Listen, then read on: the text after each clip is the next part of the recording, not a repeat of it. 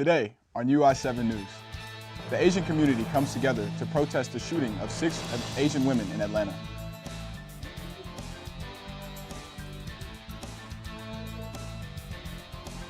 University of Illinois certified housing for 2 semesters, but some students don't think it should be that way. Matt Troher will tell us about an environmentally friendly petition going around the U of I campus. UI7 News starts right now.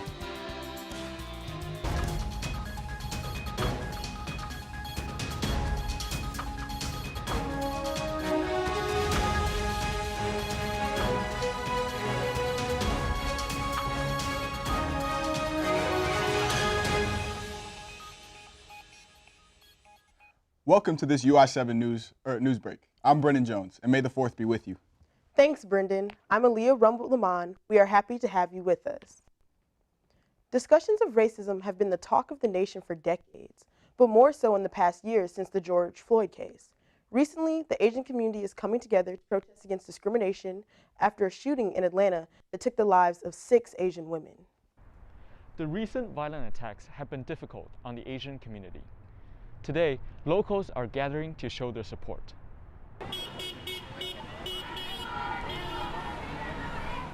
Members of the Champaign-Urbana community are standing outside of City Hall, holding signs and banners to bring awareness to Asian hate.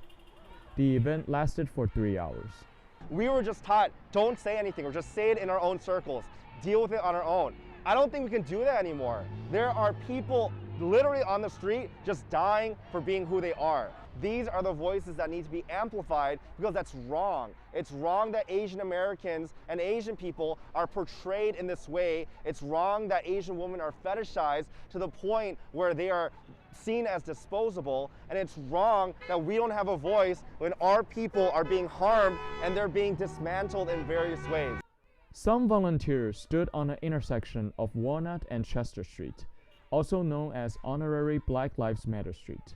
No hate, no fear. Everybody's welcome here was the message of the day. All that is necessary for bad is for people of goodwill to do nothing. We have to do better than this. We can do better than this. Children are also taking action for what they believe is right. And for some residents, there was a familiar face. The change has to be systemic. It has to start from the ground up. We can't put band-aids on things. I mean, that's what we do, and it doesn't work. And so, I mean, it's not just a a couple of minds to change. This is like the fabric of our country. There's been a lot of debate regarding the possible dismantling of the first-year dorm requirement that takes away the choice first-year students have regarding choosing their own experiences. The university policy on freshman housing requires students to stay in the dorms for their first year. But due to COVID-19, the rules have been bent, and some students think they should stay that way as we navigate our new ways of life. Student Bianca Edwards has had a first-year dorm experience that has benefited her. People should be allowed to choose, because I know people that are freshmen now that stay in apartments, and I think it's just you have a choice and a preference. Some people can handle the apartment first year, but a lot of people do need like me, I needed a dorm to kind of go into it. So I think it should be you can choose rather than forced to. The freshman housing policy has been used as a tool to acclimate first-year students into the university by giving them support systems like resident and multicultural advisors. It also provides them guaranteed meals and a place to interact with a multitude of people. Some students don't always feel like this is the right choice. Freshman Jada Owens has had a taste of dorm and apartment life her first year, which has made her see the story differently. For freshmen to live in a dorm for a year, just cool, like I said, just as far as meeting new people and being able to communicate. And because I feel like when you coming into a new setting and then you automatically living by yourself, you don't really know nobody. So I feel like it's easy. It's easy for people to become depressed in a way, because it's you're all alone in a new town. You don't know anybody, and all you doing is working on school. You don't have no friends to go out and enjoy the activities going on around campus. There's still so much uncertainty, especially when it comes to how next year will play out, with more students coming back to campus. The university still has a lot to think about when it comes to giving students the choice to steer their college experience. It'll be very interesting to see what the university does with this decision going forward as COVID restrictions ease.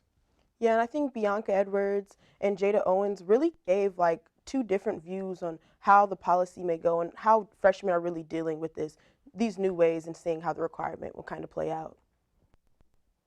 We turn our attention to the Idea Garden in Urbana to see the sights and hear the sounds of the unique display by the University of Illinois Extension.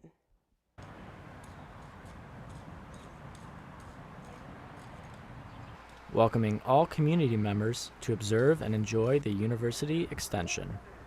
With all proceeds going to the local food bank, the quarter-acre garden still needs maintenance work to keep up to date for research. That is where Andrew Stumpf, the Idea Garden Director, comes into play. I'm Andrew Stumpf. I'm a master gardener, work in the rock garden. Everything's looking great. We'll be opening the garden in May, so there'll be more plants out during that time. But really, it's supposed to be a learning garden, so you're not really supposed to pick anything, just to see what comes out if you were to grow the plants yourself, get ideas. I'm gonna have to ask Andrew Stumpf if he has any aloe. I burned my finger last night trying to pull a pan out of the oven.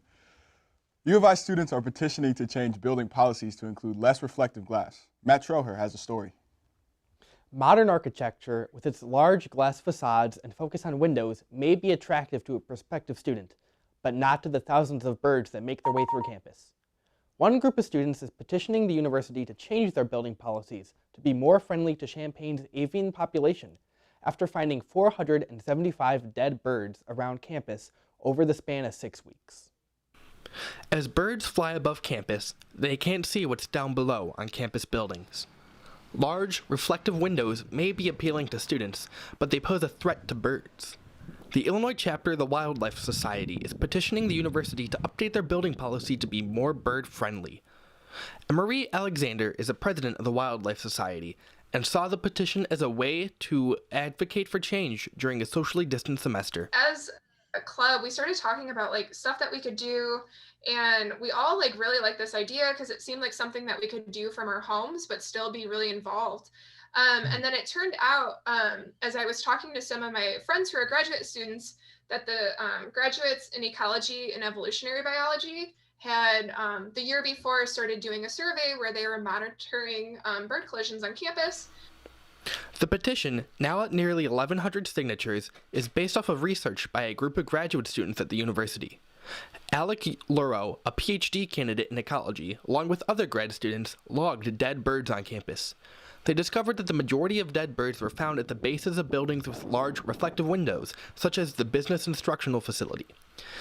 Additionally, Beckman Institute, with its reflective windows stationed behind a line of trees, resulted in the deaths of 159 birds. Luro explained why birds are so susceptible to these windows.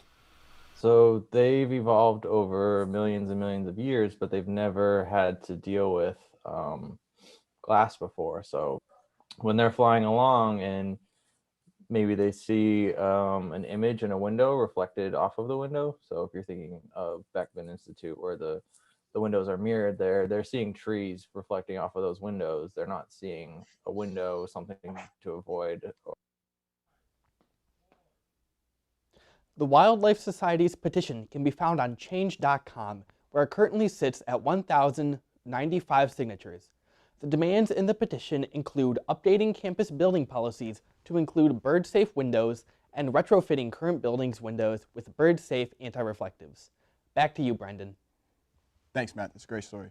When we come back, we will take a look at the Spurlock Museum's Blues exhibit, and we will learn firsthand about one UI student's growing business.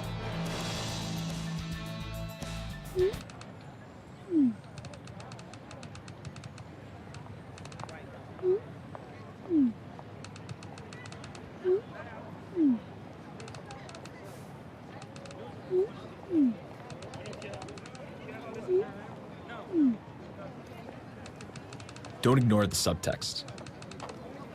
It's on us to intervene in sexual assault. Because we can. Take the pledge at itsonus.org.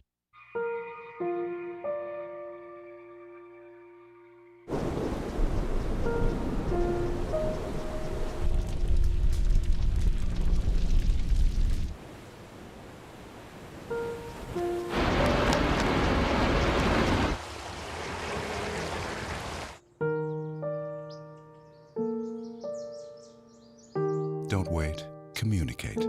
Make your emergency plan today. There. Can I tell you a cat joke? Just kidding.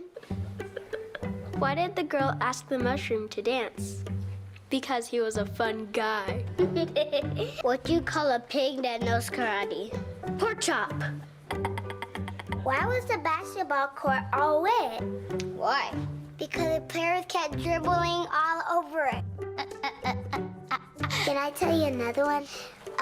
So how does a tissue dance? Put a little boogie on it. What's Beethoven's favorite fruit? Banana. What is a boxer's favorite drink? Fruit punch.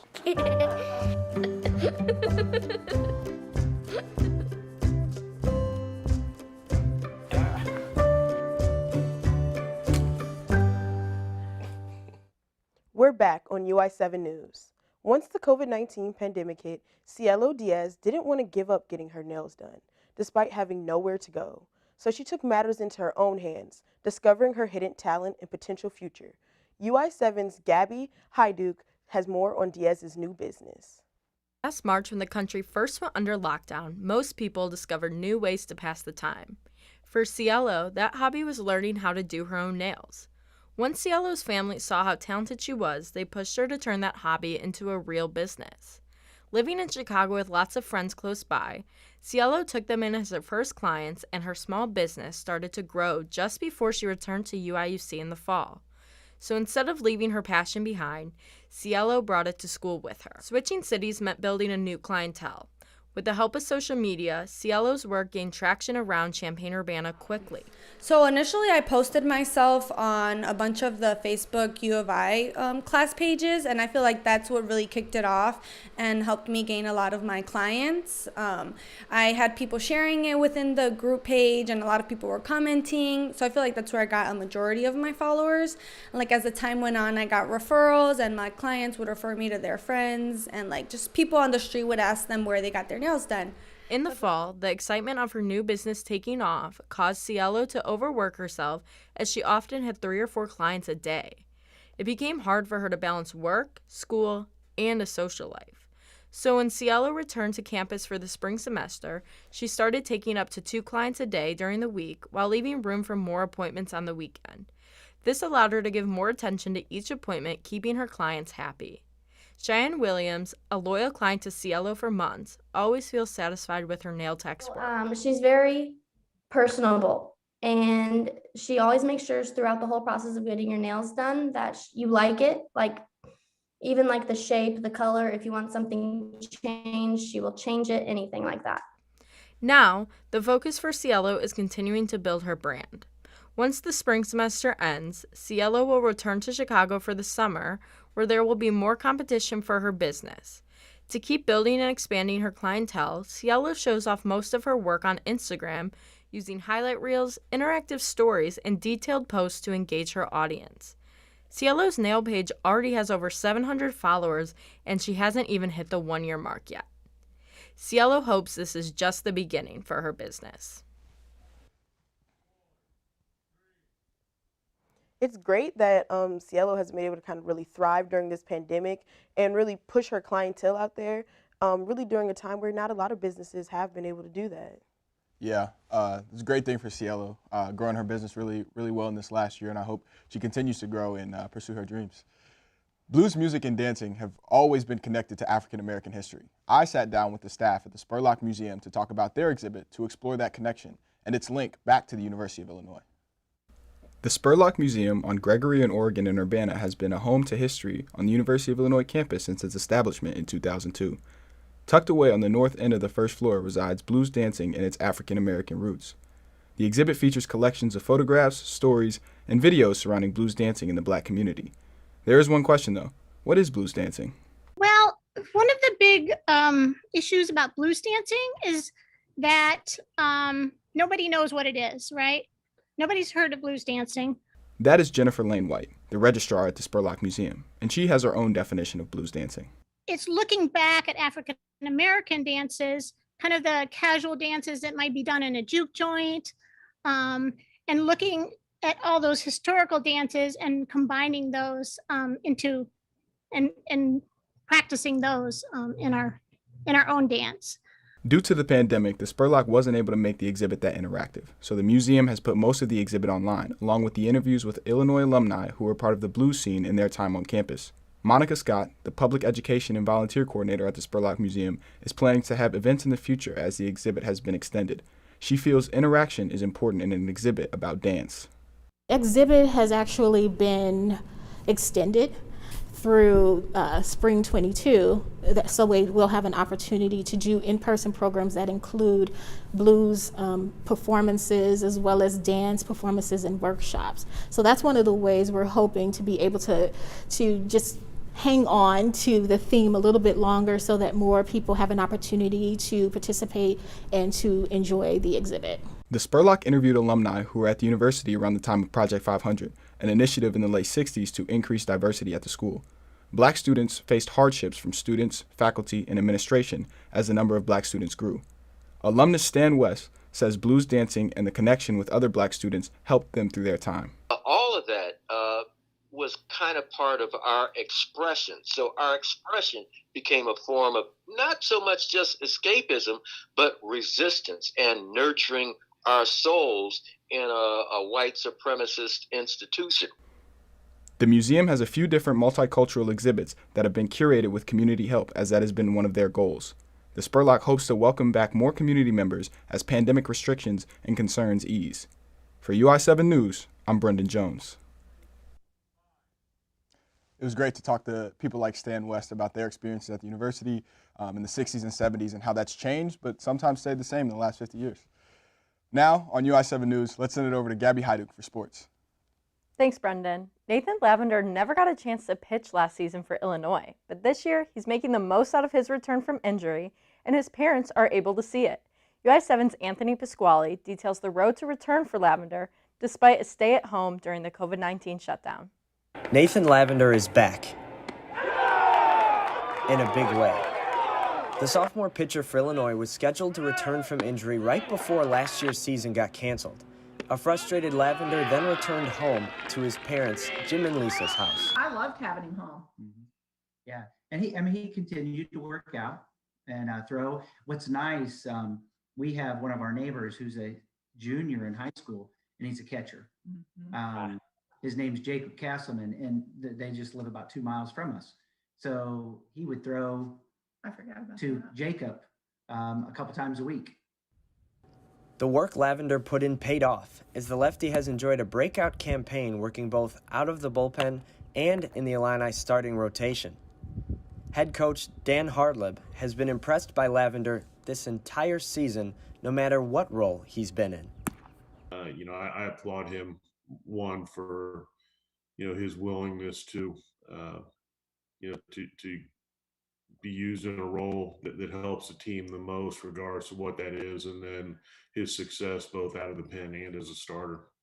After learning to pitch from his dad, Lavender has been helped by the Illini coaching staff to reach his full potential in 2021. For Illinois, they've had confidence in Nathan Lavender, whether he's pitching in the bullpen, in the starting rotation, here at Illinois Field, or somewhere else in the Big Ten. For Lavender, it's about keeping the same mindset regardless of what role he's pitching out of. As a pitcher, I feel like success happens with a one-track mind, as in I'm going to go out there and it's my job to get hitters out, whether I'm coming in the 7th, 2 runners on, or I'm starting off the first with nobody on. It's a clean game. As Illinois Field has welcomed back select family and friends to watch the Illini play, Lavender has pitched to the tune of a perfect record. For the Lavenders, getting the opportunity to watch their son's successful return to action has been wonderful. It's wonderful to be there in the stadium. We're ready for them to open it wide up so everybody can come back. The Lavenders can keep cheering for their son and watching him have moments like these. It truly is wonderful that the Lavenders get to see their son have this success. Similarly, Illinois softball's ace, Sydney Sickles, has been pitching to historic numbers in 2021. UI7's Patrick Catezone tells how Sickles has been able to dominate. Sydney Sickles has turned an odd year into a historic season. In a season full of highs, Sickles has been able to accomplish what few pitchers have been able to do: throw a no-hitter. You know, in those kind of games when I'm throwing really well, you don't really notice that it might be heading that way until it gets closer to the end. But yeah, it kind of came in an unconventional way. They had a stat change after the game was over, but yeah, it was pretty cool. Sickles credits the work she did in the offseason for her success.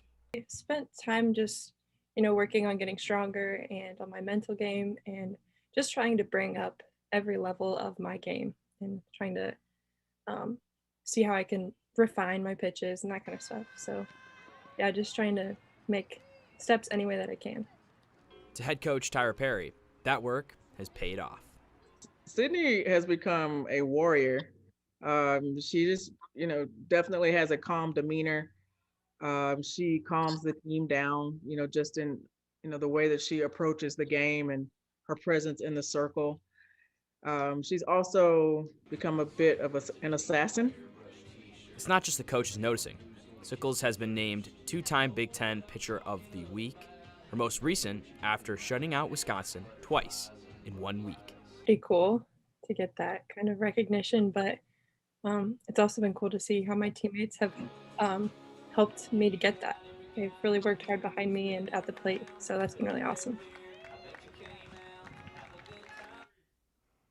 It's really good to see Lavender and Sickles have the success that they've had in 2021.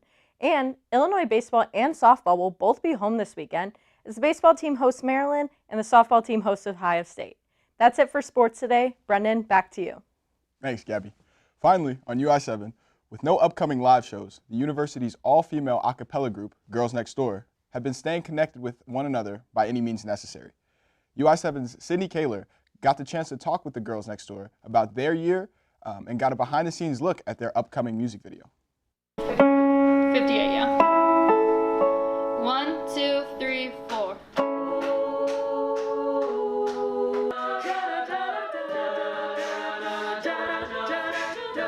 Girls Next Door is the University of Illinois at Urbana-Champaign's premier female a cappella group. Usually, you can find them performing shows in Urbana at either the Cranert Performing Arts Center or the Canopy Club, but this year has proved to be different. With no upcoming shows, the girls have had to practice in each other's homes. Although it is not what they're used to, according to Yasmin Anglada, it helps keep them connected. We all gather together, we sing all types of songs, like pop, contemporary. We do have a job drive, so yes, we do jazz, we do all types of songs. It's just really, really fun to get together with a group of people.